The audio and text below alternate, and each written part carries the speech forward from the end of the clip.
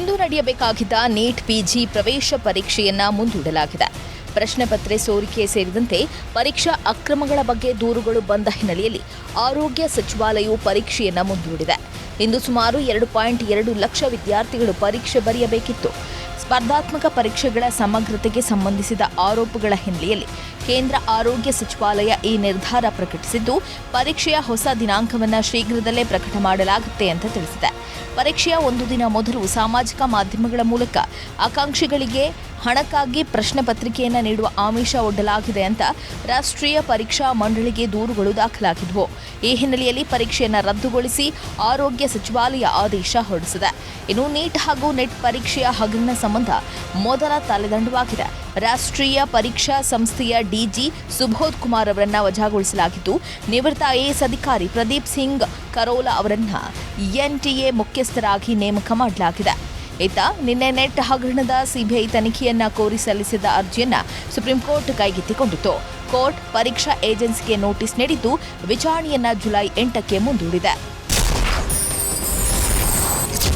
ಸದ್ಯ ನೀಟ್ ಹಗರಣದ ಬಗ್ಗೆ ದೇಶಾದ್ಯಂತ ಭಾರೀ ಚರ್ಚೆ ನಡೀತಾ ಇರೋ ಬೆನ್ನಲ್ಲೇ ಇದೀಗ ಕೇಂದ್ರ ಸರ್ಕಾರ ಪರೀಕ್ಷಾ ಅಕ್ರಮ ತಡೆಗೆ ಕಠಿಣ ಕಾನೂನು ಜಾರಿ ಮಾಡಿದೆ. ನೀಟ್ ನೆಟ್ ಪರೀಕ್ಷಾ ಪ್ರಶ್ನೆ ಪತ್ರಿಕೆ ಸೋರಿಕೆ ಪ್ರಕರಣವನ್ನು ಗಂಭೀರವಾಗಿ ಪರಿಗಣಿಸಿರೋ ಮೋದಿ ಸರ್ಕಾರ ಕಠಿಣ ಕ್ರಮಕ್ಕೆ ಮುಂದಾಗಿದೆ. ಸಾರ್ವಜನಿಕ ಪರೀಕ್ಷೆಗಳ ಅನ್ಯಾಯ ವಿಧಾನಗಳ ತಡೆಗಟ್ಟುವಿಕೆ ಕಾಯ್ದೆಯನ್ನು ಜಾರಿಗೆ ತಂದಿರೋ ಕೇಂದ್ರ ಸರ್ಕಾರ ಅಧಿಸೂಚನೆ ಹೊರಡಿಸುವ ಮೂಲಕ ಪರೀಕ್ಷೆಯಲ್ಲಿ ಅಕ್ರಮ ಎಸಗುವವರಿಗೆ ಕಠಿಣ ಸಂದೇಶ ರವಾನಿಸಿದೆ. 2024ರ ಫೆಬ್ರವರಿಯಲ್ಲಿ ಸಂಸತ್ನಲ್ಲಿ ವಿಧೇಯಕ ಅಂಗೀಕಾರಗೊಂಡು ಕಾನೂನು ರೂಪ ಪಡೆದಿತ್ತು. ಪರೀಕ್ಷಾ ಅಕ್ರಮದಲ್ಲಿ ಭಾಗಿಯಾಗುವವರಿಗೆ ಹೊಸ ಕಾನೂನಿನ ಅಡಿಯಲ್ಲಿ ಕನಿಷ್ಠ 3 ರಿಂದ 5 ವರ್ಷಗಳವರೆಗೆ ಜೈಲು ಶಿಕ್ಷೆಯನ್ನು ಪ್ರಸ್ತಾಪಿಸಲಾಗಿದೆ. ಇನ್ನು ವಂಚನೆಯ ಸಂಘಟಿತ ಅಪರಾಧಗಳಲ್ಲಿ ಭಾಗಿಯಾಗುವವರಿಗೆ 5 ರಿಂದ 10 ವರ್ಷ ಜೈಲು ಶಿಕ್ಷೆ ಮತ್ತು ಕಠಿಣ 1 ಕೋಟಿ ದಂಡ ವಿಧಿಸಲಾಗಿತ್ತು. ಪರೀಕ್ಷಾ ಅಧಿಕಾರಿ, ಸೇವಾ ಪೂರೈಕೆದಾರ, ಒಬ್ಬ ವ್ಯಕ್ತಿ ಅಥವಾ ವ್ಯಕ್ತಿಗಳ ಗುಂಪು ಸಂಘಟಿತ ಅಪರಾಧವನ್ನು ಎಸಗಿದ್ರೆ ಅವರನ್ನು 5 ವರ್ಷಕ್ಕೆ ಕಡಿಮೆ ಇಲ್ಲದಂತೆ ಸೆರೆವಾಸಕ್ಕೆ ಗುರಿಪಡಿಸಲಾಗುತ್ತೆ. ಈ ಶಿಕ್ಷೆಯನ್ನು 10 ವರ್ಷಗಳವರೆಗೂ ವಿಸ್ತರಿಸುವುದಕ್ಕೆ ಅವಕಾಶವಿದೆ. ಹಾಗೆ 1 ಕೋಟಿ ರೂಪಾಯಿಗೆ ಕಡಿಮೆ ಇಲ್ಲದಂತೆ ದಂಡ ವಿಧಿಸಲಾಗುತ್ತೆ ಅಂತ ಹೊಸ ಕಾನೂನು ತಿಳಿಸಿದೆ. ಭಾರತ ಹಾಗೂ ಬಾಂಗ್ಲಾದೇಶ ನಡುವಿನ ಸೂಪರ್ 8 ಸುತ್ತಿನ ಮಾಡು ಇಲ್ಲವೇ ಮಾಡಿ ಪಂದ್ಯದಲ್ಲಿ ರೋಹಿತ್ ಶರ್ಮಾ ನಾಯಕತ್ವದ ಟೀಂ ಇಂಡಿಯಾ 50 ರನ್ಗಳ ಅಮೋಘ ಜಯ ಸಾಧಿಸಿದೆ. ಇದರೊಂದಿಗೆ ಇನ್ನೊಂದು ಪಂದ್ಯ ಬಾಕಿ ಇರುವಂತೆಯೇ ಮುಂದಿನ ಸುತ್ತಿಗೆ ಟಿ20 ವಿಶ್ವಕಪ್ನ ಸೆಮಿಫೈನಲ್ಗೆ ಟೀಂ ಇಂಡಿಯಾ ಬಹುತೇಕ ಲಗ್ಗೆ ಇಟ್ಟಿದೆ. ಆಂಟಿಗುವಾದ ಸರ್ ವಿವಿಯನ್ ರಿಚರ್ಡ್ ಕ್ರೀಡಾಂಗಣದಲ್ಲಿ ನಡೆದ ಪಂದ್ಯದಲ್ಲಿ ಮೊದಲು ಬ್ಯಾಟ್ ಮಾಡಿದ ಟೀಂ ಇಂಡಿಯಾ 20 ಓವರ್ಗಳಲ್ಲಿ 5 ವಿಕೆಟ್ ಕಳೆದುಕೊಂಡು 196 ರನ್ ಕಲೆ ಹಾಕಿತ್ತು. ಬಳಿಕ ಭಾರತ ನೀಡಿದ ಗುರಿ ಬೆನ್ನಟ್ಟಿದ ಬಾಂಗ್ಲಾದೇಶ 146 ರನ್ಗಳನ್ನಷ್ಟೇ ಪಡೆಯೋಕೆ ಸಕ್ತವಾಗಿ ಸೋಲನ್ನು ಒಪ್ಪಿಕೊಂಡಿತ್ತು. ಈ ಮೂಲಕ ಬಾಂಗ್ಲಾ ತಂಡದ ಸೆಮಿಫೈನಲ್ ಕನಸು ಭಗ್ನಗೊಂಡಿದೆ. ಇನ್ನು ಸೂಪರ್ 8ರ ಸುತ್ತಿನಲ್ಲಿ ಭಾರತ ಇದುವರೆಗೆ 2 ಪಂದ್ಯಗಳನ್ನು ಆಡಿದ್ದು 2 ಪಂದ್ಯಗಳಲ್ಲಿ ಗೆಲುವು ಸಾಧಿಸಿದೆ. ಅಷ್ಟೇ ಅಲ್ಲದೆ ಈ 2 ಪಂದ್ಯಗಳನ್ನು ಅತ್ಯುತ್ತಮ ನೆಟ್ ರನ್ ರೇಟ್ನೊಂದಿಗೆ ಗೆದ್ದಿದ್ದು ಭಾರತ ಸೆಮಿಫೈನಲ್ಗೆ ಬಹುತೇಕ ಲಗ್ಗೆ ಇಟ್ಟಿದೆ. ಚಿತ್ರದುರ್ಗ ಮೂಲದ ರೇಣುಕಾಸ್ವಾಮಿ ಕೊಲೆ ಪ್ರಕರಣದಲ್ಲಿ ನಟ ದರ್ಶನ್ ಮತ್ತೆ ಜೈಲು ಪಾಲಾಗಿದ್ದಾರೆ. 2011ರಲ್ಲಿ ಪತ್ನಿ ವಿಜಯಲಕ್ಷ್ಮಿ ಮೇಲೆ ಹಲ್ಲೆ ನಡೆಸಿ ಪರಪ್ಪನ ಅಗ್ರಹಾರ ಜೈಲು ಸೇರಿದ ದರ್ಶನ್ ಇದೀಗ 13 ವರ್ಷದ ಬಳಿಕ ಮತ್ತೆ ಕೊಲೆ ಕೇಸ್ನಲ್ಲಿ ಸೆಂಟ್ರಲ್ ಜೈಲು ಸೇರಿದ್ದಾರೆ. ರೇಣುಕಾಸ್ವಾಮಿ ಕಿಡ್ನಾಪ್ನಿಂದ ಹಿಡಿದು ಕೊಲೆ ಸಾಕ್ಷ್ಯ ನಾಶದವರೆಗೂ 10 ಹಲವು ಅಂಶಗಳನ್ನು ಪೊಲೀಸರು ರಿಮ್ಯಾಂಡ್ ಅಪ್ಲಿಕೇಶನ್ನಲ್ಲಿ ಪಿನ್ ಟು ಪಿನ್ ಉಲ್ಲೇಖಿಸಿದ್ದಾರೆ. 4 ಆರೋಪಿಗಳನ್ನು ಬಿಗಿ ಭದ್ರತೆಯಲ್ಲಿ ಪರಪ್ಪನ ಅಗ್ರಹಾರ ಕೇಂದ್ರ ಕಾರಾಗೃಹಕ್ಕೆ ಪೊಲೀಸರು ಶಿಫ್ಟ್ ಮಾಡಿದ್ದಾರೆ. ಇನ್ನು ಭದ್ರತೆ ದೃಷ್ಟಿಯಿಂದ ನಟ ದರ್ಶನ್ಗೆ ವಿಶೇಷ ಬ್ಯಾರಕ್ ವ್ಯವಸ್ಥೆ ಮಾಡಲಾಗಿದೆ. ಇನ್ನು ರೇಣುಕಾಸ್ವಾಮಿ ಕೊಲೆ ಪ್ರಕರಣದ 2ನೇ ಆರೋಪಿಯಾದ ದರ್ಶನ್ಗೆ ವಿಚಾರಣಾಧೀನ ಕಾಯ್ದೆ ನಂಬರ್ 6106 ನೀಡಲಾಗಿದೆ. ಜೈಲಿನ ಮೆನು ಪ್ರಕಾರ ದರ್ಶನ್ಗೆ ರಾತ್ರಿ ಊಟಕ್ಕೆ ಮುದ್ದೆ, ಚಪಾತಿ, ಅನ್ನ, ಸಾಂಬಾರ್, ಮಜ್ಜಿಗೆ ನೀಡಲಾಗಿದೆ. ಆದರೆ ದರ್ಶನ್ ಬೇಸರದಲ್ಲಿಯೇ ರಾತ್ರಿಯ ಊಟವನ್ನು ಸವಿದಿದ್ದಾರೆ. ಇನ್ನು ದೈಹಿಕವಾಗಿ ಆಯಾಸಗೊಂಡಿರುವ ದರ್ಶನ್ ಕೊಠಡಿಯಲ್ಲೇ ಮೌನಕ್ಕೆ ಶರಣಾಗಿದ್ದು ಜೈಲಾಧಿಕಾರಿಗಳು ಸಿಬ್ಬಂದಿ ಜೊತೆ ಮಾತನಾಡ್ತಾ ಇಲ್ಲ ಅಂತ ಹೇಳಲಾಗಿದೆ. ಇನ್ನು ದರ್ಶನ್ ಜೊತೆಗೆ ನಿನ್ನೆ ಜೈಲು ಸೇರಿದ A9 ಧನ್ರಾಜ್, A10 ವಿನಯ್ ಮತ್ತು A14 ಪ್ರದೋಷ್ಗೆ ಕ್ರಮವಾಗಿ ವಿಚಾರಣಾಧೀನ ಕಾಯ್ದೆ ನಂಬರ್ 6107, 6108, 6109 ನೀಡಲಾಗಿದೆ. ಚಿತ್ರದುರ್ಗದ ರೇಣುಕಾಸ್ವಾಮಿ ಹತ್ಯೆ ಪ್ರಕರಣದಲ್ಲಿ ಪೊಲೀಸರು ನಟ ದರ್ಶನ್, ವಿನಯ್, ಪ್ರದೋಷ್, ರಾಜುನನ್ನ ವಶಕ್ಕೆ ಪಡೆದರೂ ಸಹ ಯಾವುದೇ ಪ್ರಯೋಜನವಾಗಿಲ್ಲ. ಯಾಕಂದ್ರೆ ತನಿಖಾಧಿಕಾರಿಗಳು ಕೇಳಿದ 8 ಪ್ರಶ್ನೆಗಳಿಗೆ ಆರೋಪಿಗಳಿಂದ ಉತ್ತರನೇ ಸಿಕ್ಕಿಲ್ಲ ಅಂತ ಹೇಳಲಾಗ್ತಾ ಇದೆ. 40 ಲಕ್ಷದ ಮೂಲ ಕೆದಕುತ್ತಾ ಹೋದ ಪೊಲೀಸರಿಗೆ ದರ್ಶನ್ಗೆ ಸ್ನೇಹಿತ ಮೋಹನ್ ರಾಜು ಹಣ ನೀಡಿರೋ ಬಗ್ಗೆ ದಾಖಲೆಗಳು ಸಿಕ್ಕಿವೆ. ಆದರೆ ವಿಚಾರಣೆ ಸಂದರ್ಭದಲ್ಲಿ 40 ಲಕ್ಷದ ಬಗ್ಗೆ ಪೊಲೀಸರು ಪ್ರಶ್ನೆ ಮಾಡಿದ್ರು. ನಟ ದರ್ಶನ್ ಮಾತ್ರ ಅಸಮರ್ಪಕ ಉತ್ತರ ಕೊಟ್ಟಿದ್ದಾರೆ. ನಿನ್ನೆ ಇಡೀ ದಿನ ಈ ವಿಚಾರವಾಗಿ ಪೊಲೀಸರು ವಿಚಾರಣೆ ನಡೆಸಿದ್ರು ಕೂಡ ನಟ ದರ್ಶನ್ ಸ್ಪಷ್ಟ ಉತ್ತರ ಕೊಟ್ಟಿಲ್ಲ. ಇನ್ನು ಪ್ರಕರಣದ ಮತ್ತೊಬ್ಬ ಆರೋಪಿ ವಿನಯ್ ಮೊಬೈಲ್ನಲ್ಲಿ ಸಿಕ್ಕ ವಿಡಿಯೋ ಸಾಕ್ಷ್ಯದ ಬಗ್ಗೆಯೂ ಪೊಲೀಸರು ಆರೋಪಿಗಳಿಗೆ ಗ್ರಿಲ್ ನಡೆಸಿದ್ದಾರೆ. ಆದರೆ ನಿನ್ನೆಯಿಂದಲೂ ವಿಡಿಯೋ ಕಳಿಸಿದ್ದ ವ್ಯಕ್ತಿಯ ಬಗ್ಗೆ ಆರೋಪಿ ವಿನಯ್ ಬಾಯ್ಬಿಟ್ಟಿಲ್ಲ. ಮೊಬೈಲ್ ಪರಿಶೀಲನೆ ಸಂದರ್ಭದಲ್ಲಿ ಕೆಲ ನಂಬರ್ಗಳು ಡಿಲೀಟ್ ಮಾಡಿರುವುದು ಪತ್ತೆಯಾಗಿದ್ದು, ಎಫ್ಎಸ್ಎಲ್ಗೆ ಮೊಬೈಲ್ ರವಾನಿಸಿರೋ ಪೊಲೀಸರು ಡೇಟಾ ರಿಟ್ರೀವ್ಗೆ ಮುಂದಾಗಿದ್ದಾರೆ. ರೇಣುಕಾಸ್ವಾಮಿಗೆ ಕರೆಂಟ್ ಶಾಕ್ ಕೊಟ್ಟಿದ್ದು ನಾನೇ ಅಂತ ತಪ್ಪೊಪ್ಪಿಕೊಂಡಿರೋ ಮತ್ತೊಬ್ಬ ಆರೋಪಿ ಧನರಾಜ್ ಎಲೆಕ್ಟ್ರಿಕ್ ಡಿವೈಸ್ ಎಲ್ಲಿ ಖರೀದಿ ಮಾಡಿದ್ದು ಅನ್ನೋ ಬಗ್ಗೆ ಮಾತ್ರ ತುಟಿ ಬಿಚ್ಚಿಲ್ಲ. ಹೀಗಾಗಿ ದರ್ಶನ್ ಸೇರಿದಂತೆ 4 ಆರೋಪಿಗಳನ್ನು ವಶಕ್ಕೆ ಪಡೆದರೂ ಕೂಡ ಯಾವುದೇ ಪ್ರಯೋಜನವಾಗಿಲ್ಲ ಅಂತ ಹೇಳಲಾಗ್ತಾ ಇದೆ. ರೇಣುಕಾಸ್ವಾಮಿ ಹತ್ಯೆ ಪ್ರಕರಣದಲ್ಲಿ ಖಾಕಿ ಕೆಡ್ಡಕ್ಕೆ ಬಿದ್ದಿರುವ ನಟ ದರ್ಶನ್ಗೆ ಇದೀಗ ಮತ್ತೊಂದು ಸಂಕಷ್ಟ ಎದುರಾಗಿದೆ. ಕೋರ್ಟಿಗೆ ಪ್ರಕರಣದ ಚಾರ್ಜ್ ಶೀಟ್ ಸಲ್ಲಿಸುವುದಕ್ಕೆ ಮುಂದಾಗಿರೋ ಪೊಲೀಸರು ದರ್ಶನ್ ಪಾಸ್ಪೋರ್ಟ್ ಅನ್ನು ರದ್ದು ಮಾಡುವಂತೆ ಕೇಂದ್ರ ಸರ್ಕಾರಕ್ಕೆ ಪತ್ರ ಬರೆಯೋಕೆ ಚಿಂತನೆ ನಡೆಸಿದ್ದಾರೆ. ಕೊಲೆ ಕೇಸ್ನಲ್ಲಿ ಆರೋಪಿಯಾಗಿರೋ ದರ್ಶನ್ ಬೇರೆ ದೇಶಕ್ಕೆ ಎಸ್ಕೇಪ್ ಆಗಬಹುದು ಅನ್ನೋ ಕಾರಣಕ್ಕೆ ಪಾಸ್ಪೋರ್ಟ್ ಅನ್ನು ರದ್ದು ಮಾಡುವಂತೆ ಕೋರಿ ಕೇಂದ್ರ ಸರ್ಕಾರಕ್ಕೆ ಪತ್ರ ಬರೆಯೋಕೆ ಪೊಲೀಸರು ತೀರ್ಮಾನಿಸಿದ್ದಾರೆ. ಚಾರ್ಜ್ ಶೀಟ್ ಸಲ್ಲಿಕೆಯಾದ ಬಳಿಕ ನಟ ದರ್ಶನ್ ಪಾಸ್ಪೋರ್ಟ್ ರದ್ದಾಗುವ ಸಾಧ್ಯತೆ ಇದ್ದು, ವಿದೇಶಗಳಲ್ಲಿ ಚಿತ್ರೀಕರಣ ಮಾಡೋಕೆ ದರ್ಶನ್ ನ್ಯಾಯಾಲಯದ ಅನುಮತಿ ಪಡೆಯುವುದು ಅಗತ್ಯವಾಗಿದೆ. ಕೋರ್ಟ್ ಪರ್ಮಿಷನ್ ಕೊಟ್ಟರೆ ಮಾತ್ರ ನಟ ದರ್ಶನ್ ಫಾರಿನ್ಗೆ ತೆರಳಬಹುದು. ಒಂದು ವೇಳೆ ಪಾಸ್ಪೋರ್ಟ್ ಏನಾದರೂ ರದ್ದಾದರೆ ನಟ ದರ್ಶನ್ ವಿದೇಶಿ ಕನಸು ಭಗ್ನವಾಗುವ ಸಾಧ್ಯತೆ ದಟ್ಟವಾಗಿದೆ. ಚಿತ್ರದುರ್ಗ ಮೂಲದ ರೇಣುಕಾಸ್ವಾಮಿ ಹತ್ಯೆ ಪ್ರಕರಣದಿಂದ ನಟ ದರ್ಶನ್ ಅವರನ್ನ ಸೇಫ್ ಮಾಡೋಕೆ ಪ್ರಭಾವಿ ಸಚಿವ ಹಾಗೂ ಶಾಸಕರೊಬ್ಬರು ಸರ್ಕಾರದ ಮೇಲೆ ಒತ್ತಡ ಹೇರ್ತಿದ್ದಾರೆ ಅನ್ನೋ ಆರೋಪ ಕೇಳಿಬಂದಿದೆ. ನಟ ದರ್ಶನ್ ಬಂಧನ ವಿಚಾರವಾಗಿ ಬೊಮ್ಮನಹಳ್ಳಿ ಬಿಜೆಪಿ ಶಾಸಕ ಸತೀಶ್ ರೆಡ್ಡಿ ಇದೇ ಮೊದಲ ಬಾರಿಗೆ ಪ್ರತಿಕ್ರಿಯೆ ನೀಡಿದ್ದಾರೆ. ಬೆಂಗಳೂರಿನಲ್ಲಿ ಮಾತನಾಡಿದ ಅವರು, ನಾನು ನಟ ದರ್ಶನ್ ಅವರನ್ನ ಸೇಫ್ ಮಾಡ್ತಿದ್ದಾನೆ ಎನ್ನೋ ಸುದ್ದಿ ಸುಳ್ಳು. ಕನ್ನಡ ಫಿಲ್ಮ್ ಇಂಡಸ್ಟ್ರಿಯ ಬಹುತೇಕ ನಟರು ನನಗೆ ಕ್ಲೋಸ್ ಫ್ರೆಂಡ್ಸ್. ನಾನು ಮತ್ತು ದರ್ಶನ್ ಭೇಟಿಯಾಗಿ 3 ತಿಂಗಳು ಕಳೆದಿದೆ. ನಾನು ಕಾಲು ಮುರಿದಿದ್ದಂಥ ಸಂದರ್ಭದಲ್ಲಿ ದರ್ಶನ್ ನನ್ನನ್ನು ಭೇಟಿಯಾಗಿದ್ರು. ಈ ವಿಚಾರದಲ್ಲಿ ನನ್ನ ಹೆಸರು ತಳುಕು ಹಾಕ್ತಾ ಇರೋದು ಸರಿಯಲ್ಲ. ಯಾರೇ ತಪ್ಪು ಮಾಡಿದ್ರು ಅವರಿಗೆ ತಕ್ಕ ಶಿಕ್ಷೆ ಆಗಬೇಕು. ನಾನು ದರ್ಶನ್ ಅವರನ್ನ ಸೇಫ್ ಮಾಡ್ತಿದ್ದೀನಿ ಅನ್ನೋದು ಸುಳ್ಳು. ನಾನು ಯಾರ ಬಳಿಯೂ ಹೋಗಿಲ್ಲ, ಒತ್ತಡ ಹಾಕಿಯೂ ಇಲ್ಲ. ನಾನು ಒತ್ತಡ ಹಾಕ್ತಿದ್ದೀನಿ ಅನ್ನೋದು ಶುದ್ಧ ಸುಳ್ಳು. ನಾನು ಈ ವಿಚಾರದಲ್ಲಿ ನಟ ದರ್ಶನ್ ಪರ ನಿಲ್ಲುವುದಿಲ್ಲ. ದರ್ಶನ್ ತಪ್ಪು ಮಾಡಿದ್ದಾರಾ ಇಲ್ವಾ ಅನ್ನೋದನ್ನ ಕೋರ್ಟ್ ನಿರ್ಧರಿಸುತ್ತೆ. ಮುಂದೆ ನೋಡೋಣ ಅಂತ ಶಾಸಕ ಸತೀಶ್ ರೆಡ್ಡಿ ತಿಳಿಸಿದ್ದಾರೆ. ನಾನು ನೋಡಿ ಏನೇ ಕಾರ್ಯಕ್ರಮ ಇದ್ದಾಗ ಭೇಟಿ ಆಗ್ತಾ ಇದ್ದೆ. ರೆಗ್ಯುಲರ್ ಆಗಿ ನಾವೆಲ್ಲೂ ಕೂಡ ಹೋಗ್ತಾ ಇರಲಿಲ್ಲ. ಒಂದು 6 ತಿಂಗಳಿಗೂ ಅಥವಾ ಆ ಥರ ಯಾವಾಗಾದರೂ ಒಂದ್ಸರಿ ಸಿಗ್ತಾ ಇದ್ದಂತೆ. ಆದ್ದರಿಂದ ಈ ಚುನಾವಣೆಗಳು ಬಿಸಿಯಲ್ಲಿ ಮತ್ತು ನನಗೆ ಕಾಲಿಗೆ ಆಪರೇಷನ್ ಆಗಿತ್ತು. ಆಗ ಅವ್ರು ಒಂದ್ಸರಿ ಆಸ್ಪತ್ರೆಗೆ ಬಂದಿದ್ರು. ಅಷ್ಟು ಬಿಟ್ಟರೆ ಅದಾದಮೇಲೆ ನಾನು ಹೆಚ್ಚು ಅವ್ರ ಜೊತೆ ಟಚಲ್ಲಿ ಇರಲಿಲ್ಲ. ಆದ್ದರಿಂದ ಕಾನೂನು ರೀತಿ ಆಗಲಿ, ಯಾರೇ ತಪ್ಪು ಮಾಡಿದರೂ ಕೂಡ ಕಾನೂನಿಗಿಂತ ಯಾರೂ ದೊಡ್ಡವರಲ್ಲ. ಆದ್ದರಿಂದ ಸುಮ್ಮನೆ ಯಾರ್ಯಾರು ಹೆಸರುಗಳನ್ನು ತಳಕಾಕುವಂಥದ್ದು ಇದೆಲ್ಲ ತಪ್ಪು. ನನಗೆ ನೋಡಿ, ತನಿಖೆ ಆಗುವಾಗ ನಾವು ಆ ರೀತಿ ಎಲ್ಲರ ಮೇಲೆ ಹೇಳೋದು ತಪ್ಪಾಗ್ತದೆ. ತನಿಖೆ ಪೂರ್ಣ ಆಗಲಿ. ತನಿಖೆ ಆದಮೇಲೆ ಕಾನೂನು ರೀತಿಯಾಗಿ ಯಾರ್ಯಾರು ಬೇಕೋ ಫೈಟ್ ಮಾಡಿ. ಕಾನೂನು ರೀತಿ ಏನಾಗುತ್ತೆ ಅದು. ನಾನೊಬ್ಬ ಕಾನೂನು ರೂಪಿಸುವಂಥವನು, ನಾನು ಆ ರೀತಿ ಹೇಳೋದಕ್ಕೆ ಬರೋದಿಲ್ಲ. ರೇಣುಕಾಸ್ವಾಮಿ ಕೊಲೆ ಪ್ರಕರಣದಲ್ಲಿ ಪೊಲೀಸ್ ಬಲೆಗೆ ಬಿದ್ದಿರುವ ನಟ ದರ್ಶನ್ ಅಂಡ್ ಗ್ಯಾಂಗ್ ಮೇಲೆ ಸದ್ದಿಲ್ಲದೆ ಹೊಸ ಸಿನಿಮಾ ಮೂಡಿ ಬರ್ತಿದ್ಯಾ? ಇಂಥದೊಂದು ಪ್ರಶ್ನೆ ಸದ್ಯ ಎಲ್ಲರಲ್ಲೂ ಕಾಡ್ತಾ ಇದೆ. ಇಂಥದೊಂದು ಅನುಮಾನಕ್ಕೆ ಕಾರಣವಾಗಿರೋದು ಕನ್ನಡ ಚಲನಚಿತ್ರ ವಾಣಿಜ್ಯ ಮಂಡಳಿಯ ನಡೆ. ದಿ ಗ್ಯಾಂಗ್ ಟೈಟಲ್ ನೋಂದಣಿಗೆ ಸಿಕ್ಕಾಪಟ್ಟೆ ಡಿಮ್ಯಾಂಡ್ ಬಂದಿದ್ದು, ದಿ ಗ್ಯಾಂಗ್ ಟೈಟಲ್ ರಿಜಿಸ್ಟ್ರೇಷನ್ ಮಾಡಿಕೊಳ್ಳೋಕೆ ಫಿಲ್ಮ್ ಚೇಂಬರ್ ಹಿಂದೇಟು ಹಾಕಿದೆ. ಎಫ್ಎಂ ಫಿಲ್ಮ್ಸ್ ಬ್ಯಾನರ್ ನಡಿ ನಿರ್ದೇಶಕ ರಾಕಿ ಡಿ ಗ್ಯಾಂಗ್ ಹೆಸರನ್ನ ನೋಂದಣಿ ಮಾಡೋಕೆ ಮುಂದಾಗಿದ್ರು. ಆದರೆ ಈ ಟೈಟಲ್ ನೋಂದಣಿಗೆ ಚಲನಚಿತ್ರ ವಾಣಿಜ್ಯ ಮಂಡಳಿ ಅವಕಾಶ ಕೊಟ್ಟಿಲ್ಲ. ಡಿ ಗ್ಯಾಂಗ್ ಟೈಟಲ್ ರಿಜಿಸ್ಟ್ರೇಷನ್ಗೆ ಅವಕಾಶ ನೀಡದ ಫಿಲ್ಮ್ ಚೇಂಬರ್ ನಡೆ ವಿರುದ್ಧ ಫೇಸ್ಬುಕ್ನಲ್ಲಿ ನಿರ್ದೇಶಕ ರಾಕಿ ಅಸಮಾಧಾನ ವ್ಯಕ್ತಪಡಿಸಿದ್ದಾರೆ. ಕಳೆದ 2 ವರ್ಷಗಳಿಂದ ನಾವು ಡಿ ಗ್ಯಾಂಗ್ ಶೀರ್ಷಿಕೆ ಮೇಲೆ ಕೆಲಸ ಮಾಡಿದ್ದೇವೆ. ಅದಕ್ಕೆ ಸಾಕ್ಷಿಯಾಗಿ ಯೂಟ್ಯೂಬ್ನಲ್ಲಿ ಹಾಡು ಕೂಡ ಇದೆ. ನಟ ದರ್ಶನ್ ಪ್ರಕರಣಕ್ಕೂ ನಮ್ಮ ಟೈಟಲ್ಗೂ ಯಾವುದೇ ರೀತಿಯ ಸಂಬಂಧ ಇಲ್ಲ. ಹೀಗಿದ್ರೂ ಚಲನಚಿತ್ರ ವಾಣಿಜ್ಯ ಮಂಡಳಿಯವರು ಡಿ ಗ್ಯಾಂಗ್ ಟೈಟಲ್ ಅನ್ನ ನೋಂದಣಿ ಮಾಡಿಕೊಳ್ತಾ ಇಲ್ಲ. ಮುಂದಿನ ದಿನಗಳಲ್ಲಿ ದೊಡ್ಡ ನಿರ್ಮಾಪಕರು ಅಥವಾ ದೊಡ್ಡ ನಿರ್ದೇಶಕರಿಗೆ ಈ ಟೈಟಲ್ ಅನ್ನ ಕೊಟ್ಟರೆ ಏನ್ ಕತೆ? ಆಗ ಮಾತನಾಡೋದಕ್ಕೆ ಸಾಕ್ಷಿ ಬೇಕು ಅಂತ ಫೇಸ್ಬುಕ್ನಲ್ಲಿ ಹಾಕಿದ್ದೀನಿ ಅಂತ ನಿರ್ದೇಶಕ ರಾಕಿ ಪೋಸ್ಟ್ ಮಾಡಿದ್ದಾರೆ. ರೇಣುಕಾಸ್ವಾಮಿ ಕೊಲೆ ಪ್ರಕರಣದಲ್ಲಿ ಅರೆಸ್ಟ್ ಆಗಿರುವ ನಟ ದರ್ಶನ್ ವಿರುದ್ಧ ತೆಲುಗು ಚಿತ್ರರಂಗದ ಸೆನ್ಸೇಷನಲ್ ಡೈರೆಕ್ಟರ್ ರಾಮ್ ಗೋಪಾಲ್ ವರ್ಮಾ ಕಿಡಿಕಾರಿದ್ದಾರೆ. ಈ ಬಗ್ಗೆ ಎಕ್ಸ್ ಖಾತೆಯಲ್ಲಿ ಪೋಸ್ಟ್ ಮಾಡಿರೋ ನಿರ್ದೇಶಕ, ರೇಣುಕಾಸ್ವಾಮಿ ಮೇಲೆ ನಟ ದರ್ಶನ್ ದಾಳಿ ಮಾಡಿರೋದು ನಾಯಿಯ ಮೇಲೆ ಆನೆ ದಾಳಿ ಮಾಡಿದಂತೆ ಅಂತ ಬರೆದುಕೊಂಡಿದ್ದಾರೆ. ನನ್ನ ಪ್ರಕಾರ ನಾಯಿ ಅಂದ್ರೆ ಕೀಳು ಅನ್ನೋ ಭಾವನೆಯಲ್ಲ, ಗಾತ್ರದ ವಿಚಾರಕ್ಕೆ ಮಾತ್ರ ಆನೆ ಮತ್ತು ನಾಯಿಯ ಉದಾಹರಣೆಯನ್ನು ಕೊಟ್ಟಿದ್ದೀನಿ ಅಂತ RGV ಸ್ಪಷ್ಟನೆ ಕೊಟ್ಟಿದ್ದಾರೆ. ನಾಯಿ ಬೊಗಳಿತು ಅನ್ನೋ ಕಾರಣಕ್ಕೆ ಆನೆ ಅದನ್ನು ಕ್ರೂರವಾಗಿ ತುಳಿದು ಸಾಯಿಸಿದಂತಾಗಿದೆ ಅಂತ ಸಾಮಾಜಿಕ ಜಾಲತಾಣ ಎಕ್ಸ್ ಖಾತೆಯಲ್ಲಿ ರಾಮ್ ಗೋಪಾಲ್ ವರ್ಮಾ ಬರೆದುಕೊಂಡಿದ್ದಾರೆ. ಟಾಲಿವುಡ್ನ ಸೆನ್ಸೇಷನಲ್ ಡೈರೆಕ್ಟರ್ RGV ಮಾಡಿರೋ ಪೋಸ್ಟ್ ಇದೀಗ ಭಾರಿ ವೈರಲ್ ಆಗ್ತಿದೆ.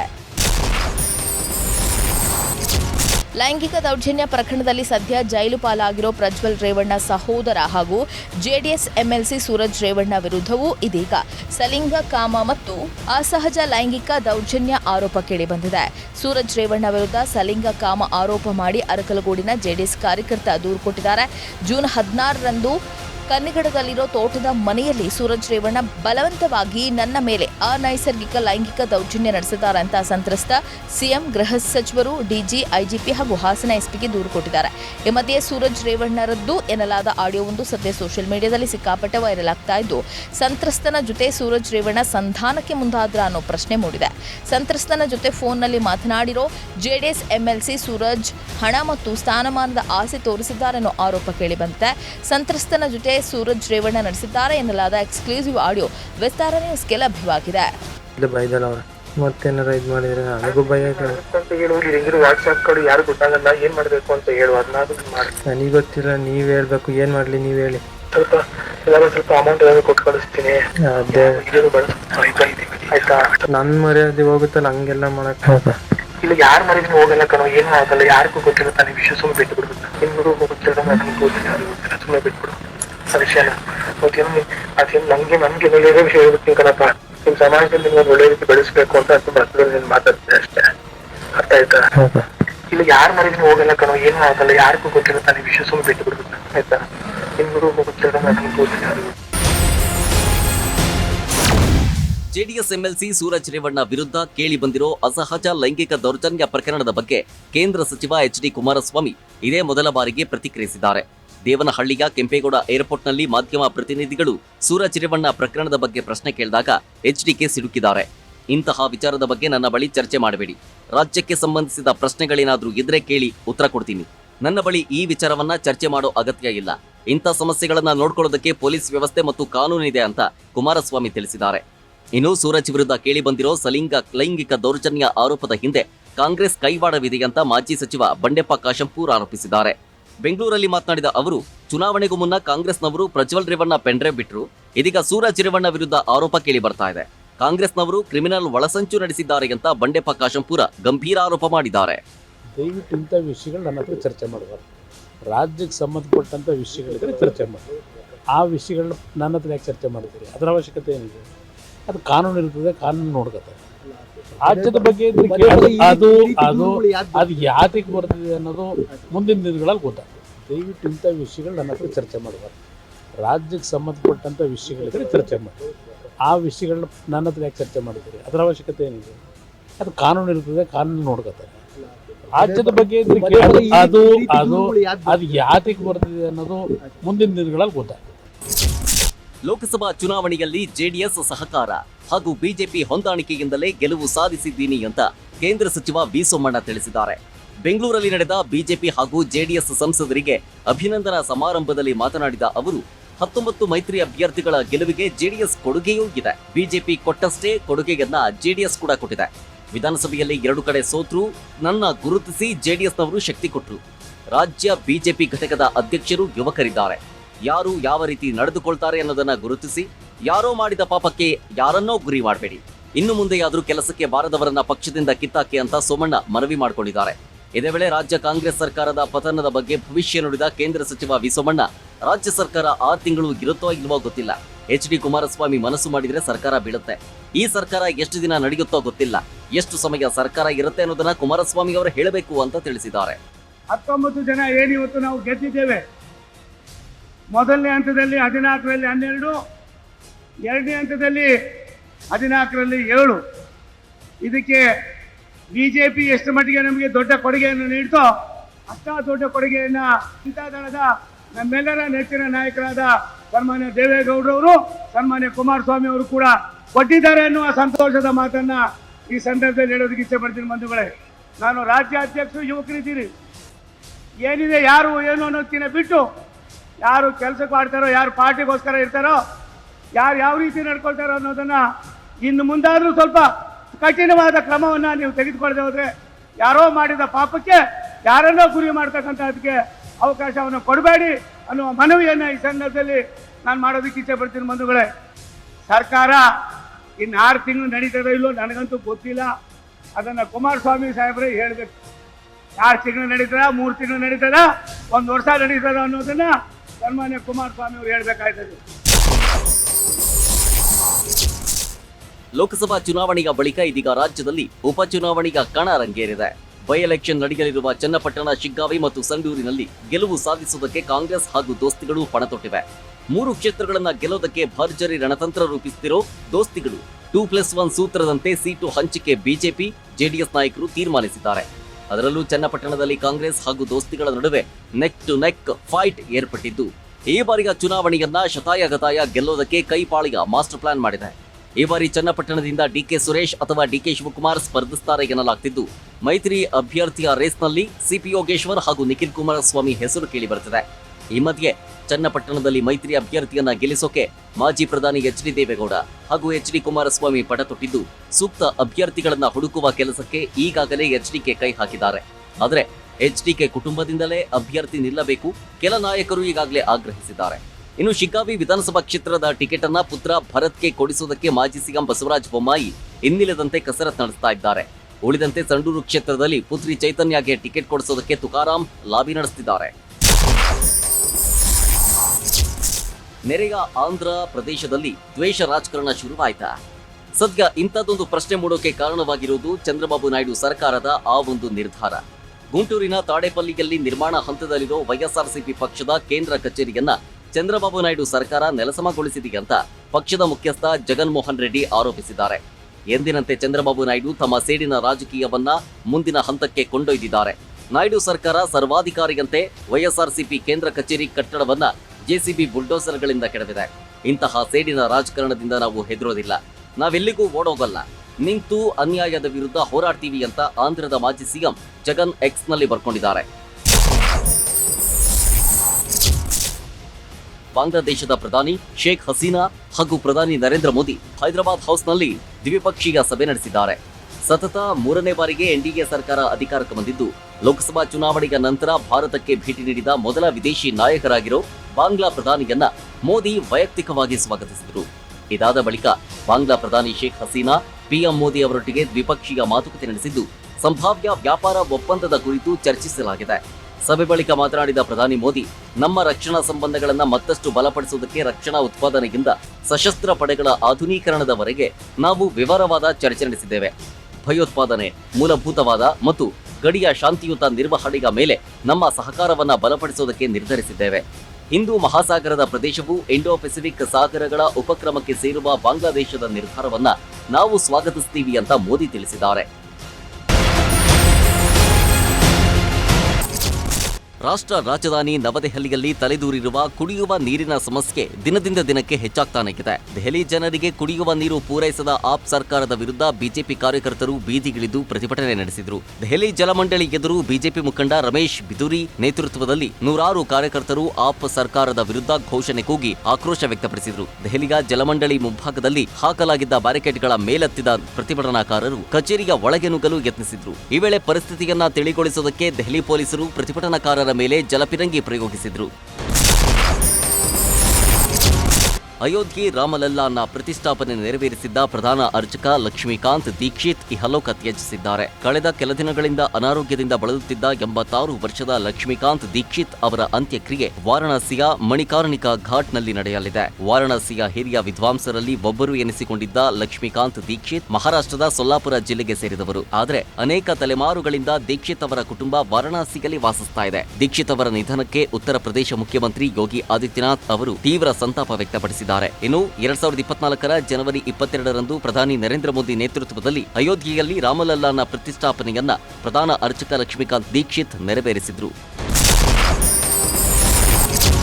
ದೇಶದ ಅತಿ ಉದ್ದದ ಸಮುದ್ರ ಸೇತುವೆ ಅನ್ನೋ ಹೆಗ್ಗಳಿಕೆಗೆ ಪಾತ್ರವಾಗಿರೋ ಮುಂಬೈನ ಅಟಲ್ ಸೇತುವೆ ಉದ್ಘಾಟನೆಯಾದ 6 ತಿಂಗಳಲ್ಲಿ ಬಿರುಕು ಬಿಟ್ಟಿದೆ ಅಂತ ಮಹಾರಾಷ್ಟ್ರ ಕಾಂಗ್ರೆಸ್ ಮುಖ್ಯಸ್ಥ ನಾನಾ ಪಟೋಲೆ ಆರೋಪಿಸಿದ್ದಾರೆ. ಅಟಲ್ ಸೇತುವೆಯಲ್ಲಿ ನಿರ್ಮಾಣ ಕಾರ್ಯದಲ್ಲಿ ಭ್ರಷ್ಟಾಚಾರ ನಡೆದಿದೆ ಅಂತ ಆರೋಪಿಸಿರೋ ನಾನಾ ಪಟೋಲೆ ರಸ್ತೆಯ ಮೇಲಿನ ಬಿರುಕುಗಳನ್ನು ತೋರಿಸಿದ್ದಾರೆ. ಕಾಂಗ್ರೆಸ್ ಆರೋಪದ ಬೆನ್ನಲ್ಲೇ ಮುಂಬೈ ಮಹಾನಗರ ಪ್ರದೇಶ ಅಭಿವೃದ್ಧಿ ಪ್ರಾಧಿಕಾರ ಈ ಬಗ್ಗೆ ಸ್ಪಷ್ಟನೆ ನೀಡಿದ್ದು, ರಸ್ತೆ ಬಿರುಕು ಬಿಟ್ಟಿರುವುದು ಅಟಲ್ ಸೇತುವೆಯ ಮೇಲಲ್ಲ, ನವಿ ಮುಂಬೈನ ಉಲ್ವೆಯಿಂದ ಬರೋ ರಸ್ತೆಯಲ್ಲಿ ಬಿರುಕು ಬಿಟ್ಟಿದೆ ಅಂತ ಮುಂಬೈ ಪಾಲಿಕೆ ಅಧಿಕಾರಿಗಳು ಸ್ಪಷ್ಟಪಡಿಸಿದ್ದಾರೆ.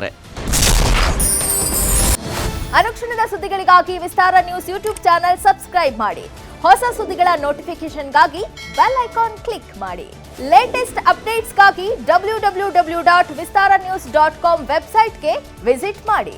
ಅಂಗೈಯಲ್ಲೇ ಜಗತ್ತಿನ ಸುದ್ದಿ ತಿಳಿಯಲು ವಿಸ್ತಾರ ನ್ಯೂಸ್ ಕನ್ನಡ ಆಪ್ ಡೌನ್ಲೋಡ್ ಮಾಡಿ.